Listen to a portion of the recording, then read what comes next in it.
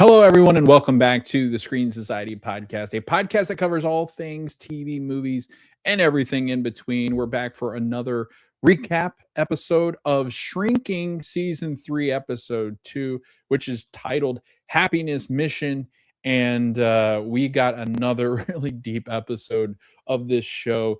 It's a little bit lighter than the last one, but another really great scene where I felt, I mean, this might be one of the best scenes that we got in this episode, in this whole show. I mean, this show is all about those heavy hitting scenes and the moments between Jimmy and Louie, and the moments between Alice and Louie, and Alice and Gabby, and Jimmy and Gabby and Jimmy and Paul.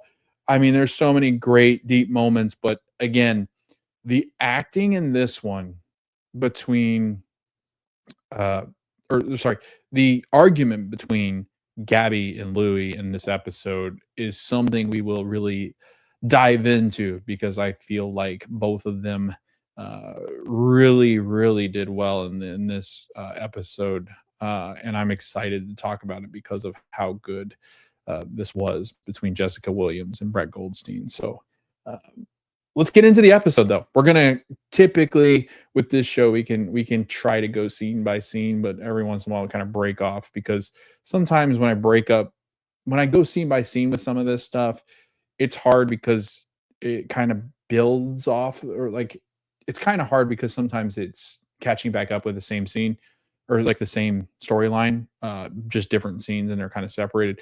Luckily, it's not quite like some of the other shows I'm watching, where it just jumps around so much that I'm having a hard time like talking about one scene doesn't really make sense, because I just kind of stop mid scene.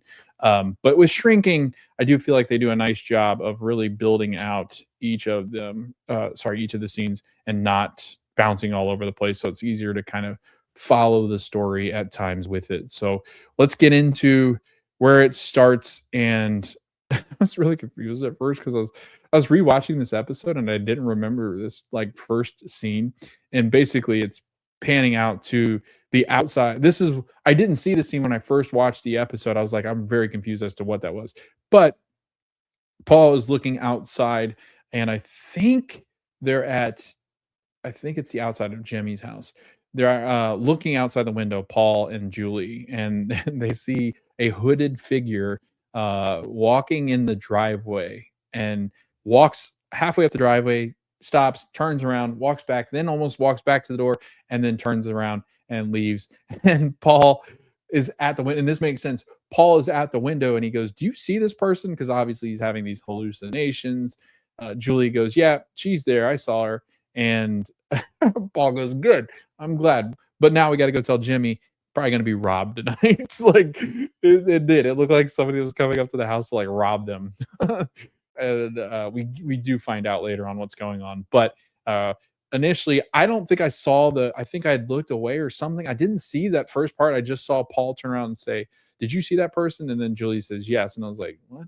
I'm so confused. But I guess maybe I just like blacked out when I first watched the episode. But when I was watching it back this morning, I was like, "What is this episode? Like, what is this?" And it was the episode starting. I was like, "I don't remember that at all." But we get Paul and Julie inside of the house talking to Sean and Jimmy, and they have just come over for dinner. And Sean had obviously cooked food, and Jimmy says, "Paul, how you doing? Like, everything good? Like, you kind of seem spooked." He goes, "I thought I saw somebody at your window. You're gonna get robbed. I thought I was having one of my hallucinations." And Jimmy's like, "Oh, good to know that you're not hallucinating, and that there was actually somebody in my driveway." So that's a funny moment. I love that that was brought up. But then you get the mention from Julie, where Julie had a friend over, I guess, and Paul like pinched her on the cheek or something, because he didn't know, or like arm, because he didn't know if she was real. Which is, not. It's funny because the way he sets it up, but obviously with Parkinson's, it's such a horrible thing. I can't imagine. And a lot of it's caused by UTIs can cause hallucinations. I know my grandfather, who passed before end of life, he had a lot of UTIs, and he would like hallucinate, and he had fought in World War II, and he would hallucinate. And he said there were times where he would see himself back in the bunkers that he was in World War II, which was crazy. And then talking to some of his old war buddies, was it was quite intense. So I get this. I understand this kind of idea, because it's scary for them, because when they do come to, they're like, I had that hallucination and I know that was hallucination, but that's kind of wild that I'm like, your brain can do that to you, and you have to try to separate what's real and what's, what's reality and what's not. And right now, this is what Paul's really struggling with. uh Sean and Jimmy present Paul with the idea that his group of friends is going to be rallying to take care of to take care of Paul. And so uh, Paul is going to be helping out with more of like the psychological therapy side of things. Everybody's kind of leaning into helping him. Sean's gonna drive him back and forth between things so he doesn't have to drive. He says, Julie's going to be handling your meds, your sleep hygiene, and then other things that happen in the bedroom. And Paul's like, or they're like, okay, we don't really need to discuss that. And Paul goes, you know what I mean? And they're like, yes, everybody knows what you mean, Jimmy. Like, we understand that it will help boost morale if they're having sex. So Liz is going to help out with just his day to day routine, which is funny because Liz helping out with your day to day, like she doesn't really have anything else. She does have like the rock or stone business that she has, but outside of that, she's a stay at home. And she is now, her job is to make sure Paul is doing what he needs to do, staying on top of things, not missing appointments, not missing his medications and different things that he has to do. So Liz, I love that. Kristen Miller is going to be great in that kind of her role. But Liz, who is presented as kind of an overbearing but very motherly overbearing kind of figure in this show, and I think she's going to be doing the same, coddling Paul. But she's more harsh with Paul than she is her own kid, and we'll get into that as well. But yeah, they're talking about best routine. Sean's going to help drive around. Brian's going to help you at the gym. Derek's going to help where he can as well. But basically, the whole group's going to be coming together to wrangle in things for Paul, who needs the support of friends. And I think it helps them also grieve and deal with the fact that he is struggling with something. And it is funny because Liz is like taking care of every single hour of every single day. So she calls Paul quite a bit in this episode, and it's a lot of funny. But Jimmy's like, just embrace this, man. Like, you can do it. We get the next scene of Alice sitting in the coffee shop with Lewis, and Lewis continues to struggle with life after, right? Life after he has broken it off with his girlfriend, life after he's had that accident where he killed Alice's mother, Tia, and Jimmy's wife, Tia. But Alice is hanging out with Lewis, and they take a selfie. Brett Goldstein does like the peace sign with his tongue sticking out. And Alice then sends it to Gaby. Gaby is in a therapy session. She gets the text messages. She sees this text message, and she is not happy with the fact that Alice is hanging out with Lewis so much, that Jimmy hangs out with Lewis so much, because Lewis is the reason why Tia is no longer alive.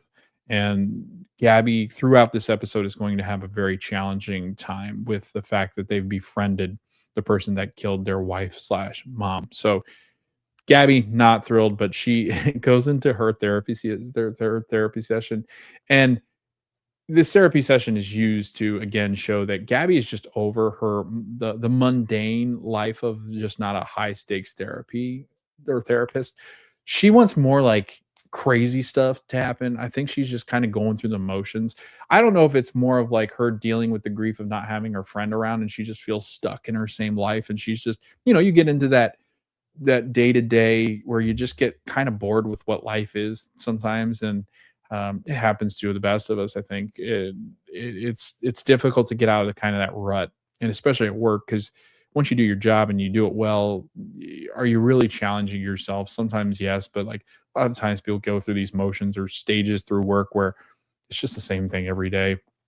And that's what she's dealing with, and she's struggling with the fact that like she is going through this very boring and just not exciting time in her life. Right. The best part of this session is she is talking to a couple, and and the wife and husband are sitting on the couch, and he says, where we left off, we were talking about the fact that Dana was mad at you for ruining the end of a movie, and uh, she's like, yeah, I don't know why he gets mad. Or sorry, Mark, you were explaining how you were so mad at for Dana for spoiling the end of the movie you were watching. no judges, but I have your past. And she goes, this is, he said, it's been disrespectful. And she goes, it's been 25 years. And Gabby's like, everyone knows that Bruce Willis is a ghost at the end of the Sixth Sense. Um, Also, you're a history teacher. Are you going to give her shit for telling you how the end of Hamilton ends? So he's a teacher. He should know. And my favorite line in this whole thing is like, you should know how Hamilton ends because we're living in how Hamilton ends. It's such a good scene. I love Gabby so much as a character.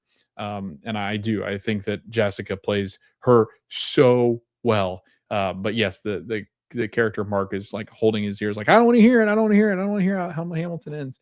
Then we get to the next. Such a good scene. We get to the next scene, and it's Jimmy walking out of the door, and there is Sophie, played by Kobe Smulders, who was one of his co-stars in How I Met Your Mother, and was in last season where Jimmy sold, I think it's Alice's car to Sophie. And I meant to look this up. I believe, right? Sophie shrinking husband. I think her husband. I think she's also a widow. Because I couldn't remember exactly. Uh, Her husband died in real life, and she ended up marrying his best friend. I know a couple. No, that's not what I wanted. Um, no, I don't. So she's not been identified as a widow. So we don't know her past. We know she is a kid. She does say that in this episode. I think he's 9, and Jimmy, obviously a widow, but Jimmy trying to move on after Tia's death and has not been able to. And last episode, we got mentioned where Paul said that he also at one point had to move on from his other wives, and it's just something that happens. Julie had a husband at one point, and she's moved on. It's just something we do, no matter death or divorce or whatever it might be. That time does heal some wounds, and yes, while it might still scar deep, there are ways past certain things. And Jimmy has always been pretty adamant about the fact that he had found his love of his life, and he's not going to find that ever again. But we now see Sophie again, and now we're starting to assume maybe that they have or will have gone on a date at some point soon, and that this is Jimmy's chance to start to move on a little bit here, and again, not replace Tia, but find happiness in a place that has been left with a huge void with her death. And so that's when he exits, he sees Sophie on his front porch. He opens it. She like goes, "Oh my god!" And Jimmy's like, "Oh my god!" And so he goes, "Oh my gosh, I'm so sorry. I didn't mean to." And he goes, "Yeah, I'm not used to opening the door and somebody yelling in my face," which was a really good moment. And then Sophie's like, "Well, you're forgiven." So basically your fault. But she goes, "I drove over here last night. I walked halfway up your driveway and I realized I was dressed in all black workout clothes and I look like a sweaty ninja." Jimmy goes, "That's a shame. I'm into sweaty ninjas."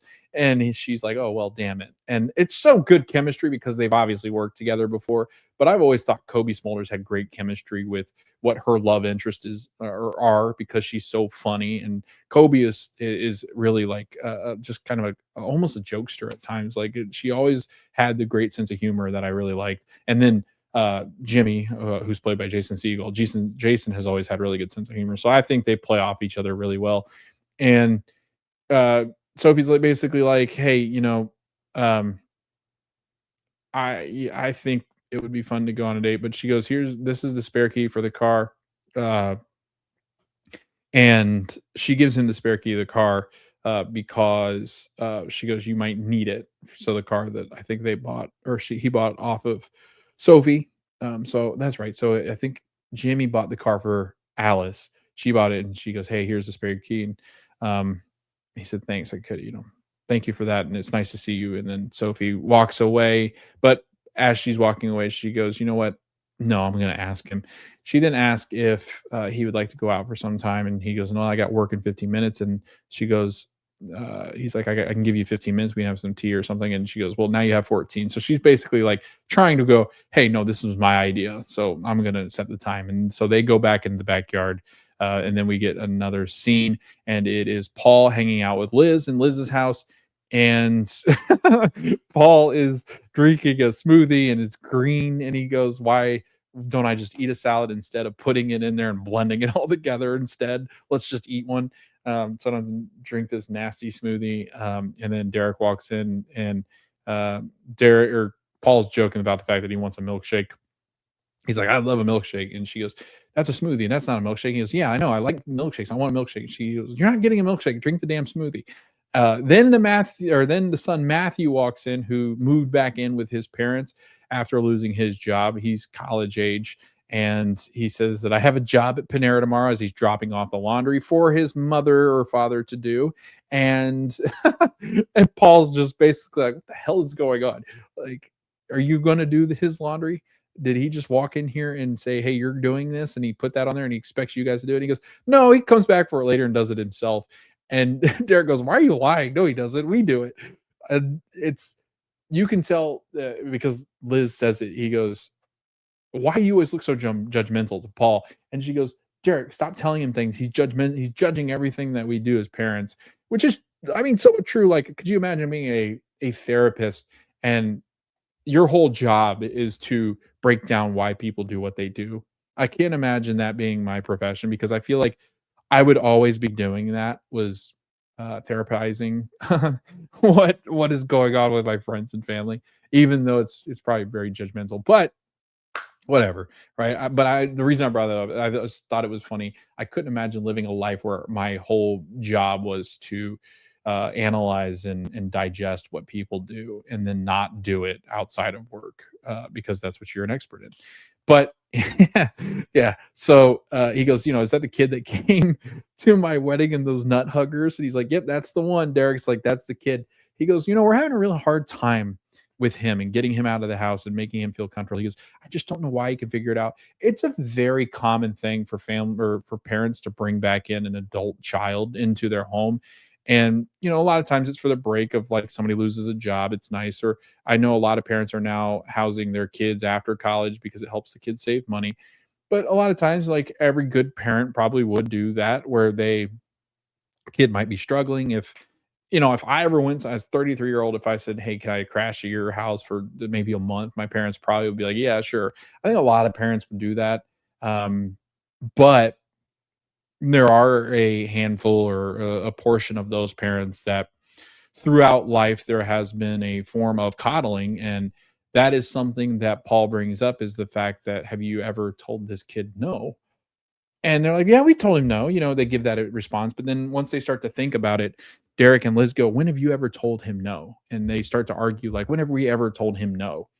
And they haven't. Like, this kid's always heard, like, "Yes, like, we will take care of you. We will comfort you. We will do what we need to do to make sure you're okay." Both the father and the mother do it. Liz has done it. Derek has done it.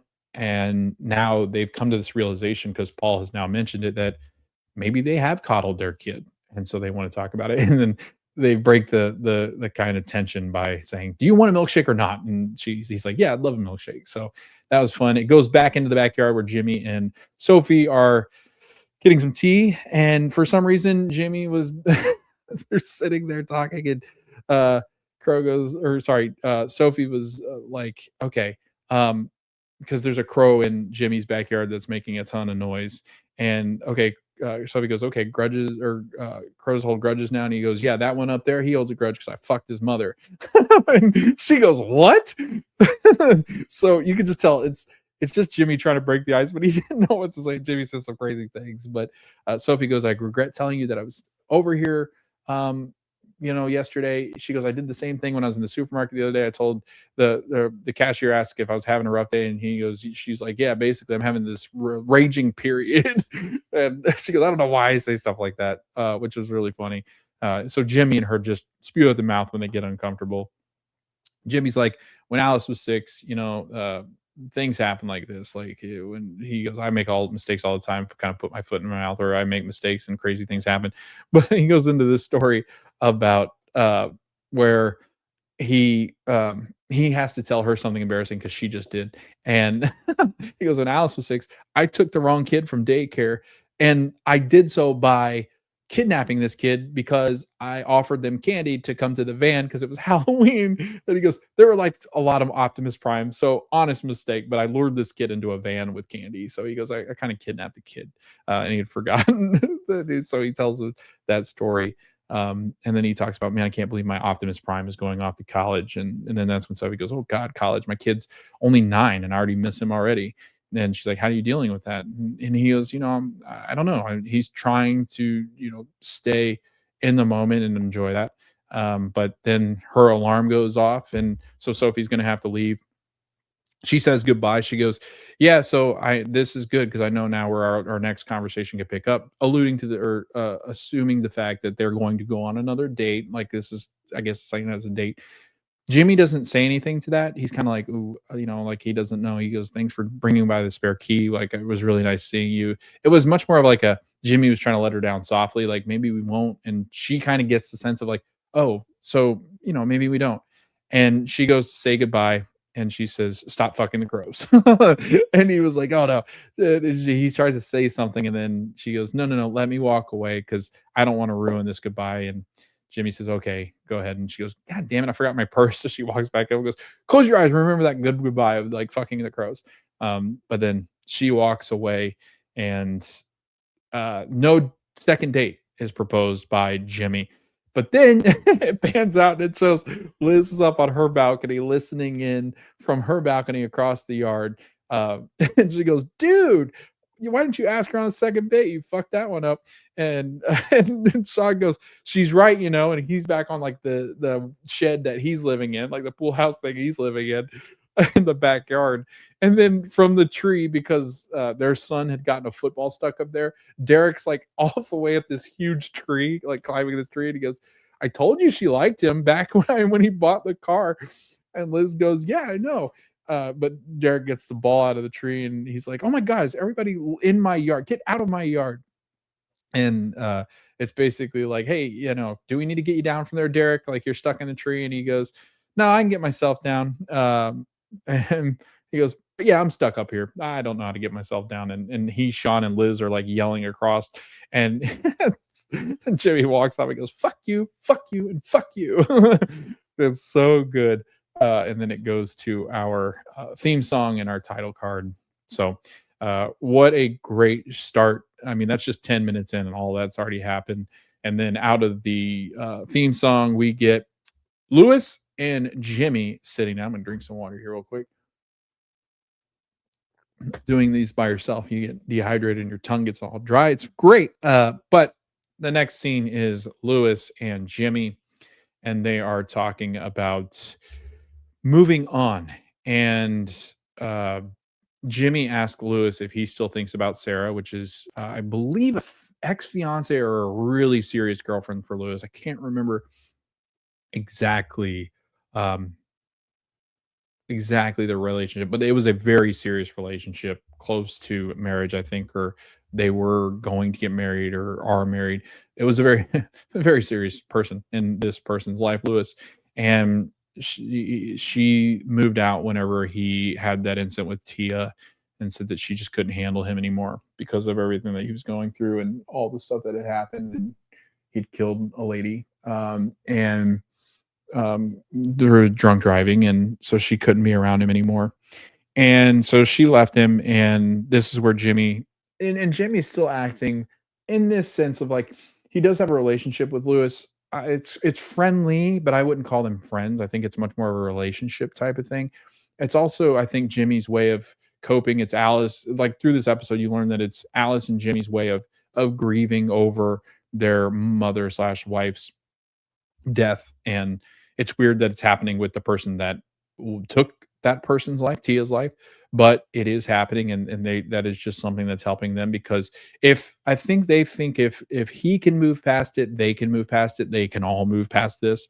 And obviously you're not going to just completely forget about Tia's death, but I think it's good for all parties considering. So he asked if Lewis still thinks about Sarah, and he goes, not he goes like, "No, not a lot." And then he goes, just like I think about her when I'm awake and when I'm asleep. He goes, "There's only about 30 seconds when I'm in between being awake and asleep that I don't think about her, when I'm drifting between the two, that I don't really think about her." And and he goes, "Best 30 seconds of my life." And these, Jimmy and him are talking about like, "Man, we're both stuck. We just need to move forward, and it's hard to move forward." He said, "But there's a difference." He goes, "I'm trying to make headway." Yeah, and he goes, "I'm just trying to let myself be happy." He goes, "I smile a lot, right?" And he goes, "Look, I smile like this a lot." And then Lewis goes, "Yeah, that's creepy." And he goes, "Is it?" He goes, "I've been doing that for like ever." And he goes, "No, that's creepy." But then Jimmy brings up a really good point, and I think this is something that people really do battle with is there are people that just don't think they deserve to be happy. And it's a lot of because of emotional trauma and mental trauma, and people just get so down on themselves where they just when bad things happen to them and more things happen to them, it just seems to be a common occurrence of just bad things happening to them. They start to get into this idea of like, I don't deserve happiness for what I've done, and that's not true. Everybody deserves happiness. I think it's so hard to internalize those feelings because so many bad things if so many bad things have happened to you, it is difficult to think that maybe you do deserve happiness. And if you've caused hurt on somebody, you don't think you deserve happiness because of the hurt you've caused. Lewis, perfect example. He's taken away a loved one from a daughter and a husband, and he feels awful about it. So he feels that he's done the worst of the worst. So he doesn't deserve happiness in this life because he's taken away people's happiness. And so this sets up the whole episode of them going on what's called, and that's why the title is called Happiness Mission. They're going on this mission to find joy. And so they're going to try to find joy in whatever it might be. And it's a really good line because he goes, "What do you find joy in, Lewis?" And he goes, uh, he sees Lewis starts to think about it and he goes, "You know what I find happiness in?" He goes like solitude and being alone, basically, and self isolation is what he says. And he goes, Jimmy's like, "That feels like a trick. What do you really find happiness and joy in?" And they're going back and forth. He's like, "I just don't want to tell you what I find happiness in." And finally, Jimmy goes, "What do you find happiness in?" He goes, "This is what Jimmying is like. You're just trying to get people to tell you so that you'll shut up." And he goes, "Yeah, like that's kind of my gig." And we eventually do find out what makes Lewis happy because they do this certain thing in this episode. We then get another scene with Paul and Sean. They're in Paul's office, and they're like, because Sean's driving around now. Sean's like, "What are we doing in here? Like, why are we at your office? Like, you're not working this day." And and um, that's when Paul goes, "It's the only place I can go where Liz is." And so he's just trying to get away from that. And then Sean talks about the fact that his ex-girlfriend Marisol keeps calling him and that he's very annoyed by it. He doesn't want to know why she's calling him, like, "Just leave me alone." And then Paul sits down and goes, "All right, tell me what's going on." He's trying to therapy him. He's trying to therapist him, and Sean's like, "No, no, no, you're not doing this to me. We're leaving. I don't want to sit here and talk about my feelings and problems." He goes, "Just a couple of anecdotes." He goes, "No, no, no, no, no. We're out of here." So they do leave, and they run into Gaby in the hallway. And then Paul says, "I'm gonna," some unhinged things that old people tend to say. Old white men. He sees Gaby with her two patients who are also African American. He goes, "This is the most African American people I've ever seen in this office," because there are four of them with Sean, the most black people I've ever seen. And she goes, "First of all, that's not something you say out loud, Paul. Paul says some crazy things, just like older people tend to do, no filter." He goes, "I'm saying it's a good thing." And she goes, "Second of all, we don't like to be counted." And then as he's walking away, "Fine, 4-1, you guys win." And he counted them. And so that was a pretty good moment between Gaby and Paul. Then we see the break room, and Gaby enters the break room, and uh, she had gotten a call from one of Paul's patients that she's kind of taken on. Um, and they talk about the fact that like this guy got in trouble with HR. And she goes, "I don't see why you got in trouble with HR. And maybe it was just a misunderstanding." But then he followed up that line with saying, um, basically, "Do her tits, are they as big as they sound?" over the phone. And Gabby goes, "Then I realized that maybe the HR complaint was probably correct." And Paul goes, "Yeah, it sounds about right." And then Paul sees a young man dressed in a nice button down shirt, getting into the cabinets behind him and just obviously hallucinating. And I don't know who he was seeing back there. I don't know if it's a younger him or younger Jimmy or who it was, who it would be. But then Gabby calls him a halulu. She calls his illusions halulus. Because don't call him that. And then Jimmy walks in and Lewis is with Jimmy, and them are going on again. He calls it a happiness mission. He said, Gabby, do you want to go? And she goes, no, I have no interest, because she sees Lewis and she doesn't want to be around him. Um, they then leave, and that's when Gabby's like, hey, can we talk? Like, something's really bothering me. And then she opens up to Paul that she isn't thrilled with the fact that Alice and Jimmy are hanging out with the person that killed Tia. But before they do that, Paul gets a call from Liz, and Liz is like, here's what you need to be doing in the next couple of hours. Here's what your schedule looks like. Uh, uh, Brian's going to come by and get you for the gym, and Derek will come and get you from the gym, and you guys will do whatever you guys need to do. And he's like, I don't need you calling me every 2 minutes to tell me what I'm doing throughout the day. And Liz, he goes, I'm very grateful, but I don't really need a call and then Liz hangs up on him and he goes, hello? Like Liz, Paul's like the hard ass of the app, but like Liz is even more of a hard ass. Like Liz says, I don't have time for your crap. You're doing what I say. And there's no argument. You need to do it. And she hangs up on him and he's like, fine, whatever. So he and Gabby start to talk as they go back to their offices. And Gabby, again, like I said, is just not happy with the fact that Lewis is around. And it's funny because Paul goes, oh, what do you mean, the British guy? I like his accent. And she goes, why do you like the accent? He goes, because it sounds made up. It's so good. But yeah, she goes, you don't have a problem with this? The fact that he killed Tia, and, you know, they all know Tia, all love Tia. And he goes, you know what? This is how Jimmy and Alice are dealing with their grief, and it's working. So we aren't ones to judge what they're doing to deal with this grief. Like, that's not our place. But if it's something like, the idea though is like, but if you want to deal with the grief of being angry at this guy, then that's your prerogative. Like that is your right to be angry. Brian enters the room because and it had mentioned before in the call with Liz that Liz goes, Brian's wearing some very nut hugging shorts. So they're very short, but if you mention how short they are, he's not going to change. So you might as well not mention it. And when Brian enters, Paul goes, you look like you're on fire. And he goes, I'm here. Everyone loves the shorts. And then Liz is on the phone with Brian and goes, no one loves your shorts. But then it goes back into the office, or sorry, the kitchen, where Liz and Derek are sitting in their kitchen and they're talking about Matthew. And they're like, they're right. Like, we got to cut the cord. We got to tell Matthew, like, it's tough love, man. Like, you got to grow up. You got to deal with these things, because Paul mentions the fact that, like, if you don't allow this kid to make his mistakes and then try to learn from them and grow from them, then he's never going to learn resiliency. And in life, that's not good. If you're not resilient, if the minute you are faced with hardship, you give up, you're creating quite an issue for yourself, especially when you're younger. And so that's why they're like, Paul's like, you need to allow him to become more resilient and get over this. He needs to go get that job or find a job and then move out of his parents' house and continue living life, because that's what we do as adults. And Derek is telling him that, like, he agrees with Paul that they need to start to cut the cord. And then Liz goes, you refuse to, Derek. You're an enabler. And he's like, no, what are you talking about? What do you mean? She goes, whose sandwich is that? Because he's making a sandwich. And Derek's like, mine. And she goes, really? Because you don't like mustard, and there's mustard. And he goes, I like mustard. And she goes, okay, oh really? Then try it. And so he tries it. And the funniest part to me is he like licks the mustard. Like, he licks the side that's got, like, he doesn't bite the sandwich, he like licks the mustard. And of course he doesn't like mustard. So he's like, ugh. He goes, you're right, it's from Maddie. And he's like, I'm just afraid that, he's afraid to give him the old heave ho. And Liz makes a really good point, because Liz is kind of the hard ass. Liz is like, I'll throw his ass out in the street, but you'll be the one to coddle him and bring him back in.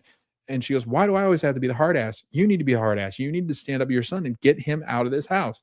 And he's like, and the whole thing is like, Derek and Liz are like, I don't want my son to love me any less. And I think that's such a hard thing for parents to understand. Like, but that's another thing, is like, throughout parenting and throughout a lot of people and throughout life, a lot of people judge people, or you'll hear this about parenting, where the your parents aren't your friend. They're not supposed to be your friends. They're supposed to be your parents. And there is a fine line. Like the older I've gotten, my parents have said that, like, yes, we love you as our son. We are your parents, but we are also your friends. But you don't get that truth until you're older. When you finally have your feet underneath you, do your parents really give you like the, but we're also your friends. Like, yes, we're family. Yes, we love you, but we're also friends. Um, you have that cool dynamic, but you're not told that at a young age because your parents are your parents. They're the authoritative figure because parents that try to get too friendly with their kids, there can be behavioral issues. So there's that idea and that belief. And that's what coddling a kid too much or letting the kids kind of dictate what happens and what they do and the parents relationship and the kids relationship can oftentimes be detrimental to what they're trying to accomplish because the kid thinks they can get away with whatever they want to get away with. So that's the conversation that's being had, and Derek realizes he's going to have to talk to his son, um, and that's not an easy conversation because he's obviously never had this son.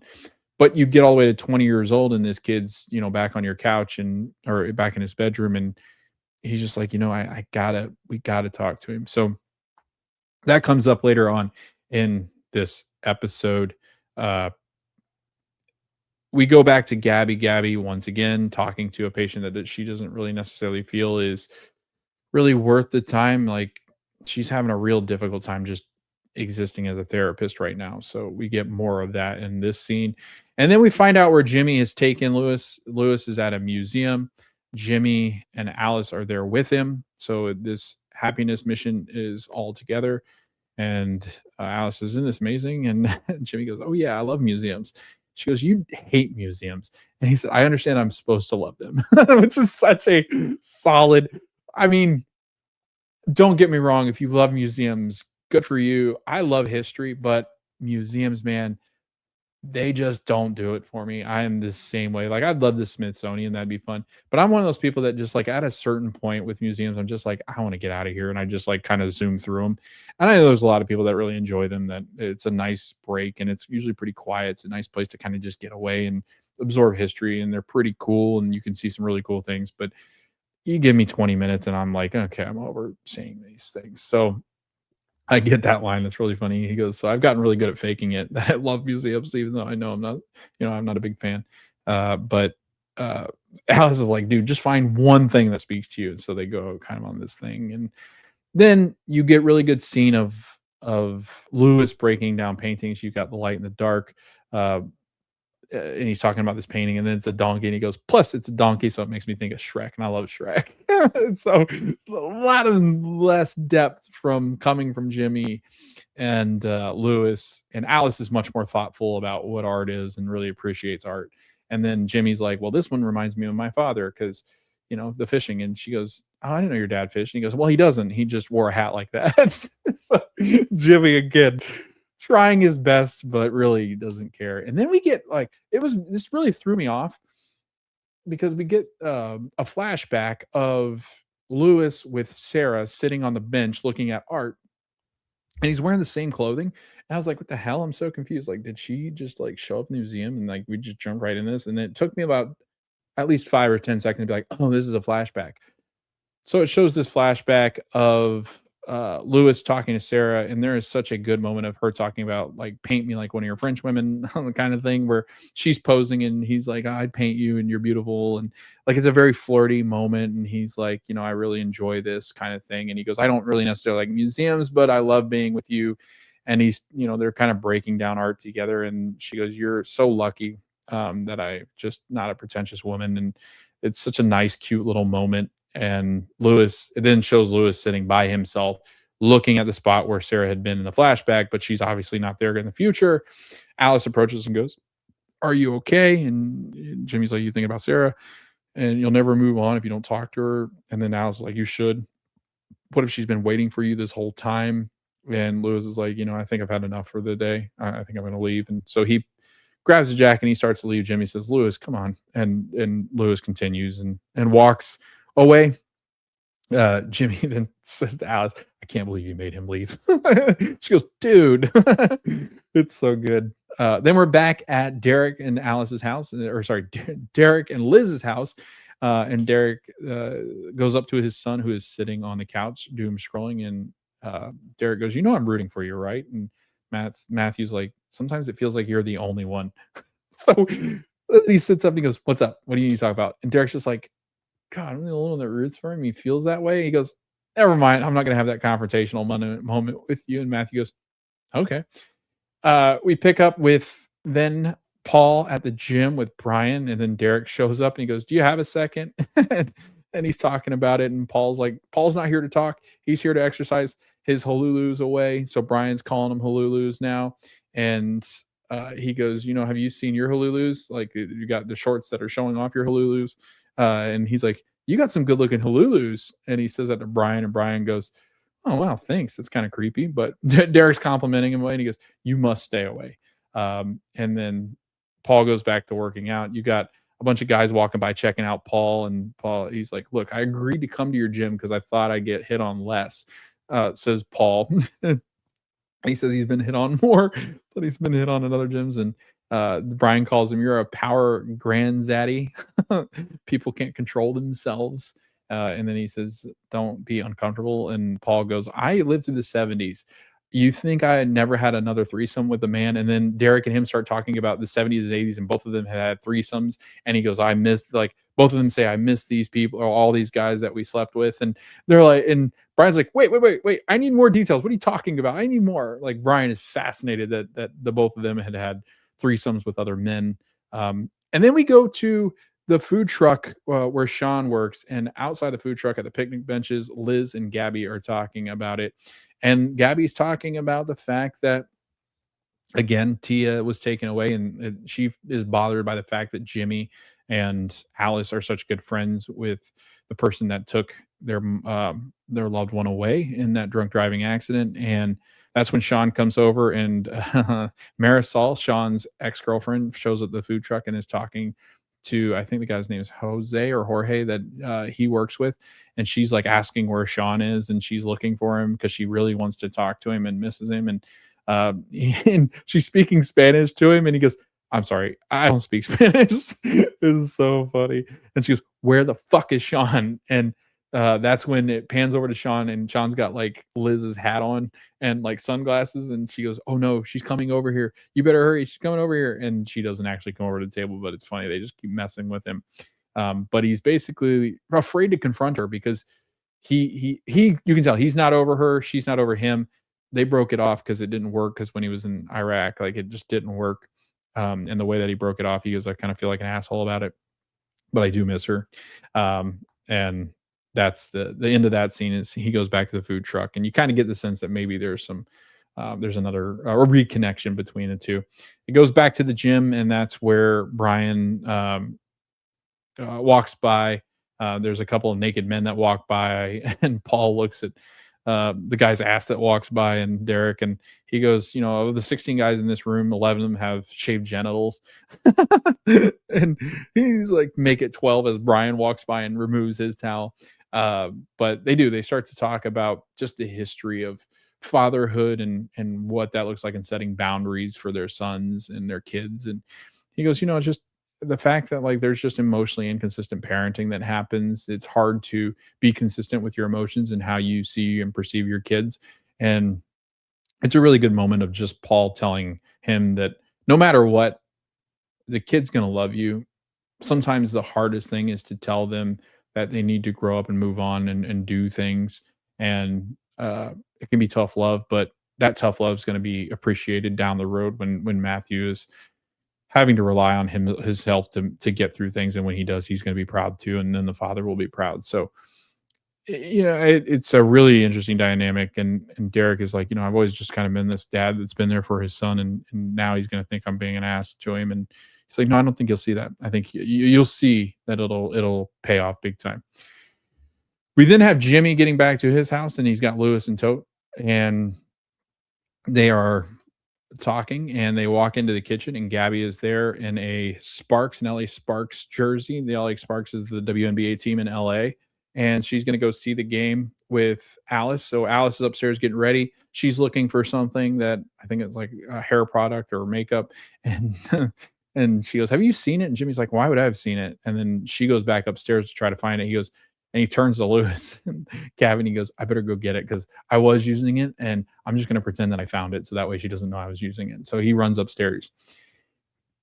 That's when Lewis goes, "Oh, LA Sparks fan." She goes, "Yep," and he goes, "Oh, fun." And uh, they uh, have this really awkward moment, and uh, it's this is the powerful scene of Gabby and Lewis going back and forth, and Lewis starts it out by saying, "You can say it," and Gabby says, or sorry, he goes, "It's coming off you like a heat off a radiator," and she says, "Look, man, um, they really care about you," and she goes, "I'm trying to be a good person, but I don't care about you." Like, she goes, "I don't understand why they're okay with you being okay, and they're being okay with the fact that, like," and she goes, "They're often asking me, 'You think Lewis is okay?'" And she goes, "I don't give a shit because fuck that guy. Because you should be in jail forever, and you're not." So she's like, "Why are you still in our lives? And why are you still here? Why are you torturing us?" And it's just met with a lot of empty stares from Lewis, and this is played so well by Brett Goldstein. He just kinda sits there and lets her take, like, he just takes it. She goes, "This used to be our thing. Tia and Alice and I used to go to Sparks games and have the best time, and we would do all sorts of fun things on the Jumbotron, and because you are here, you took that away from us, and we will never see that again." And it made me laugh. It made Tia laugh whenever we had this much fun. Alice, like, this was our day to go and hang out. And Gabby's losing it at this point. She goes, "They may forgive you, but I never will forgive you ever." And it is, I get goosebumps talking about it. She goes, "Tia doesn't get to be here dancing like an idiot, living her life, going to the Sparks games because of you." And Lewis is just soaking this all in. And she goes, "So the fact that you're sitting here not living your life and you're choosing not to," she goes, "I fucking hate it so much because here you are, you get to live, and that's disrespectful for her because you took her life and she doesn't get to live her life with her daughter and her husband because you made a stupid choice. And because of that, you get to live your life, but you choose not to." And then she goes, "Man, go fucking live your life. Go fucking live your life. I'm tired of you sulking, not living your life." And that's finally when it breaks through, and Lewis goes, "I think I will." The next scene is Lewis on the front doorstep of Sarah, and he says, "Hi." This is such a great scene. He goes, "I don't know if you remember me," and they're kind of joking. She goes, "Lewis, right?" And he's like, "Yeah, Lewis." And she goes, "You're the last person I expected to see." And then this is such a good part. You hear honk honk, and then it's Jimmy waving, and he goes, "I'll catch you later. I feel like this is, I should leave and leave you two alone." And she goes, "That's the second to last person I'd expected to see. Why are you two hanging out?" Which is just a wild. It is. It's so well done, and the way Jason waves, it's so good. But basically, she admits to the fact that, "I've missed you so much. I think about you all the time. I've imagined times where you and I are together, where we've always, we didn't have what happened happen." And she goes, "Sometimes I hugged you, sometimes I slapped you. You were there for me." And she goes, "I'm standing in front of you, and I don't know what to do with my hands." And he's like, "I'm sorry. That's my fault." She goes, "I should have," he goes, "I should have come here so much sooner." And she goes, "Yes, you should have." She goes, "I'm so happy to know that you're okay."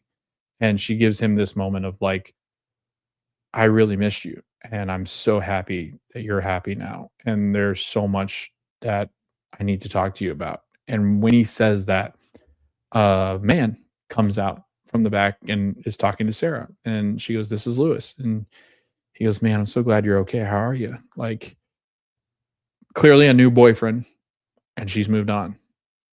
And now Lewis is stuck having to deal with that. We then go back to Liz's and Derek's house, and Liz is watching her son play Gears of War. And Derek asks if he can talk to Matthew for a minute, and Liz walks out, and she goes to kiss him and says, "For strength." And so then he tells his son that, "You're 25, you have to figure this out. You know, um, one of the best lines in the episode is here because he says that I love you so much and I only want to see you succeed. You're 25. You have to figure out your life on your own.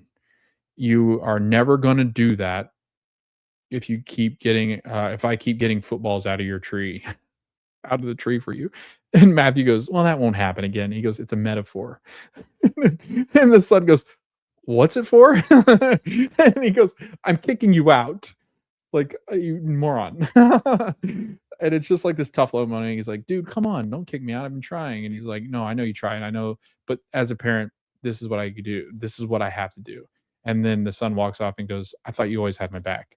And he walks out of the room. And that's when Liz goes, you okay? And he's like, yeah, I'm good. Because they know that this is going to be the moment where they look back on their son realizing that being an adult is realizing that you are resilient, that you can do things, and that you don't always need your mother and father there to help you along the way. And you can figure that out on your own. And it's such a great step in parenting that they take.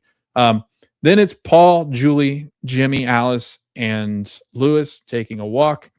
They're walking through, they're talking about different things, and Julie goes, hey, who's that? Who's the British guy that was walking with us? And Paul goes, he's the driver that killed Jimmy's wife. And Julie goes, Jesus, Paul, that's a before the hike conversation.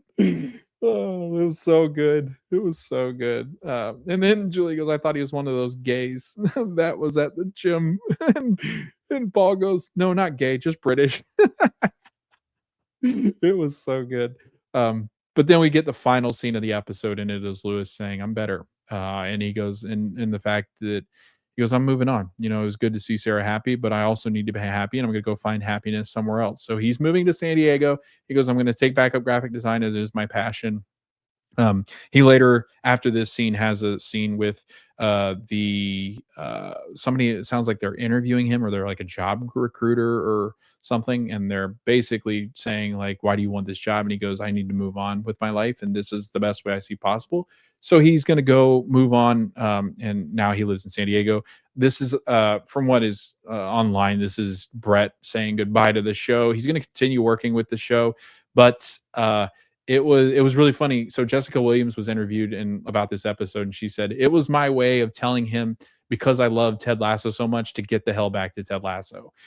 So that was pretty cool because I'm a big Ted Lasso fan, just to hear that. But uh, Lewis says, I'm moving on, but you should too, Jimmy. So you should call Sophie.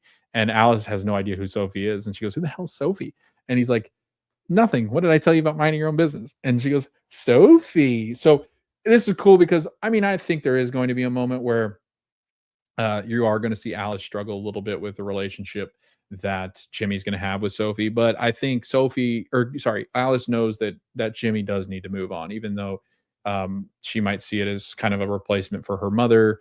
I think you're going to have that aspect enter the show at some point where she feels like her mother's being replaced somewhat. But we'll get there when we get there. Maybe not. Maybe the show's going to take a different route because that's just so overdone at this point. But it does seem like Alice is on board with Jimmy moving on. So Jimmy appears to be moving on, and then you get that scene with Lewis out in San Diego with a job recruiter, and he says that he's going to be happy if he moves on, and this is a way of moving on, is getting this job, moving here to San Diego. We get Sean sitting on his couch. He calls Marisol, his ex-girlfriend, and he seems very happy about the fact that they've reconnected. So that's cool. We're going to see if Sean and Marisol can rekindle their flame.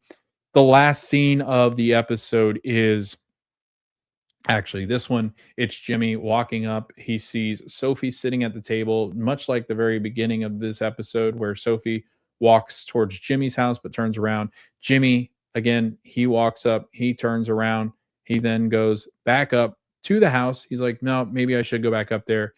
It leaves the episode of him deciding not to go up to the front door. He gets back, or as soon as he gets back in the car, he's going towards his car, and that's where the episode ends. So Jimmy seems to be a little less hesitant to move on, and I figured this would be happening because I'm like, I don't think we're quite there yet with Jimmy. I think he's still got a couple of other things that he's trying to confront, but I just didn't feel like he was quite ready, and it was confirmation. I mean, we might get the next episode and he turns back around, but from what we know right now, he has decided that he is not yet going to pursue a relationship. And this might, again, this is like the first time that Jimmy would be moving on. And a lot of times what you see with this is like the first time they move on after a really traumatic death, or after a divorce is usually the first person that a person dates after something like this is not their person that they end up with. This is kind of like I wouldn't call it a rebound, but it's kind of like the first step towards moving on. And this person usually is just a nice way to transition out.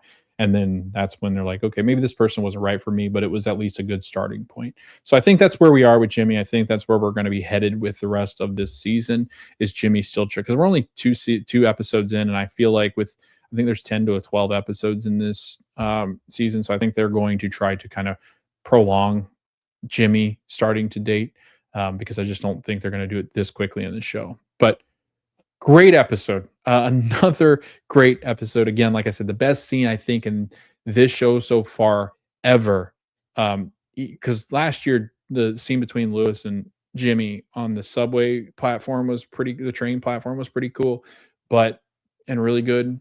But I really do feel like this scene was just Gabby's like, and the way Jessica played her, the raw emotion that she felt just stole this episode. It was so good. It had me in all the feels of like, man, like this is a person that has not moved on and probably won't move on from this. And I really love the way that she played that. And I love the way Brett played that, where he just let her pile on because he didn't have anything to say. He knew, and he needed to hear that in order to move on. So it was beneficial for both of them. It let her vent on like, you don't need to be here. And now he's leaving, he's moving on. He's no longer going to be in their lives. So she wins and he wins. So they're moving on. It was best for both in the best case scenario. And now we get the progression of both their characters. 9 out of 10 for me. I thought this was a really great episode. It was a shorter one for shrinking, I thought, but overall, just a really impressive episode. And I can't wait to see what goes on as we move forward. Predictions for the next episode. I mean, I imagine we get more of Jimmy trying to really move past Tia and possibly moving on into a relationship with other women, probably Sophie. I think Paul's progression of Parkinson's, I think we get more and more. I think we're going to get a pretty intense moment. I think at some point either he ends up in the hospital or has like a really huge setback or something where uh, we get a real coming together of the group, maybe with Jimmy and Paul having a conversation. But I think that's coming. Sean, maybe we get Marisol now, like we start to figure out what's going on there. And I think Sean's going to have to confront some things in his past. It seems that they're trying to build that up. And then Derek and Liz is like the whole uh cheating thing. I just feel like that's still kind of bubbling underneath the surface. I still feel like something happens here with Derek and Liz, whether he cheats or she cheats again, or like they have a real coming together about it, or have to go to therapy, because that's all she keeps bringing up is the fact that like now she is so guilty about the way that she had gone about things and how she dealt with that, that she feels guilty that Derek seems to be okay with everything when I think he's truly not okay with it all. But yeah, be interesting to see. We're going to probably see Brian as a new parent at some point with Charlie, and that leaves us pretty much at where all the characters are. I don't know where really Alice's character arc will go, except for the fact that maybe she struggles with having the fact that Jimmy is moving on, because she's headed off to college next year. Maybe she decides to stay closer to home for college, because if she does head to the East Coast, I do wonder, does that mean the writing off of her character, which would be odd, I think, but who knows? Don't know what's going to happen. We shall see. I'm sure that uh, there is some more relationship things happening. Maybe Alice gets into a relationship. I still think her and Sean are kind of meant for each other in the way that they've written this, but who knows? Maybe, maybe not. But yeah, thanks for listening. Thanks for watching. Again, this was a lot of fun. I really enjoyed this show. I think Apple doesn't really miss with their TV shows, and this is one of the better shows that they've done. It's just so feel good, but also gets into some really deep shit. So I always look forward to tuning into this one because it's so well written. And anything Bill Lawrence touches, or Brett Goldstein, actually Zach Braff from JD from Scrubs, and now Scrubs is being rebooted, and one of my favorite shows ever. And Bill Lawrence wrote Scrubs, and so I mean, there's so many Scrubs tie-in, like Krista Miller here. There's so many Scrubs tie-ins that I just love it. Neil Flynn was on the last episode, who played the janitor. But anything Bill Lawrence touches, or Zach Braff or Donald Faison, Krista Miller, turns to gold. So I'm really excited about that. It's like a fusion of all my favorite shows and characters coming together. I love Harrison Ford, Jason Segel from How I Met Your Mother. I've always loved. So it's a lot of fun to follow this show because I love all of them so much, and it's been a quite a ride so far through these first 3 seasons plus 2 episodes. So if you've listened this long, thanks for listening. Thanks for watching. You can follow us over on YouTube at the Screen Society Podcast. Make sure to like, subscribe, turn on the notification bells, and be informed whenever we drop a new episode. We are also over on X, Instagram, Facebook at the Screen Society Podcast. I will drop the usernames again into the show notes because they're all different from the different platforms because Screen Society Podcast doesn't fit a lot of those usernames. So I had to come up with unique ones. So I will drop those in. If you just want to search in each of those platforms, the Screen Society Podcast, it should be the first ones that pop up. So again, thanks for listening. Thanks for watching. We will see you next time when we are talking about season 3, episode 3 of Shrinking.